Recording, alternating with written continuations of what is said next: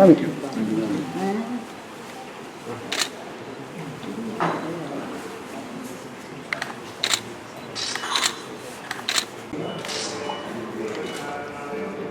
please.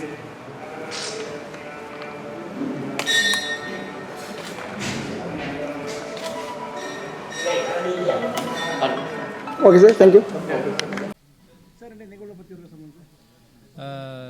இன்று விசேடமாக எமது நாட்டு ஜனாதிபதி மேன்மை தங்கிய அன்றகுமார் திசாநாயக் அவர்களுடைய பிறந்த நாளை முன்னிட்டு இன்று நாடு முழுவதும் மக்கள் வழிபாடுகளில் ஈடுபடுகின்றார்கள். அந்த வகையில் இன்று ஜிந்துப்பிட்டி ஸ்ரீ சிவ சுப்பிரமணிய சுவாமி கோவிலில் இன்று கொழும்பு மாநகர சபை உறுப்பினர்கள் எமது KT குருசாமி ஐயா அவர்கள், அதே போல பல புஷ்பநாதன் அவர்கள் உட்பட எங்களுடைய கட்சியினுடைய முக்கியஸ்தர்கள் இந்த ஆலயத்திலே விசேட வழிபாட்டிலே ஈடுபட்டிருந்தார்கள்.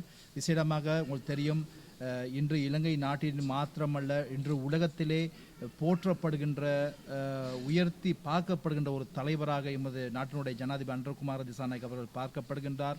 எனவே இவர் முன்னெடுக்கின்ற பல்வேறுபட்ட அதிரடி நடவடிக்கைகளால் இன்று பல்வேறுபட்ட எதிரிகள் இன்று நாளுக்கு நாள் இன்று நாட்டிலே உருவாகி கொண்டிருக்கிறார்கள். எனவே விசேடமாக எங்கள் பக்தர்கள் அவருடைய நீண்ட ஆயுளையும் இறைவன் அவருக்கு பாதுகாப்பையும் வழங்க வேண்டும் என்று இந்த விசேட இந்த பிரார்த்தனையில் ஈடுபட்டு கொண்டிருக்கிறார்கள். உண்மையிலே எமது ஜனாதிபதி அன்றகுமார் திசாநாயக்க இந்த நாட்டில் இருக்கின்ற சகல இனங்கள், தமிழ், சிங்கள, முஸ்லிம் அனைத்து இன மக்களுடைய இதயத்திலே குடிக்கொள்கின்ற ஒரு தலைவனாக இருக்கிறார்.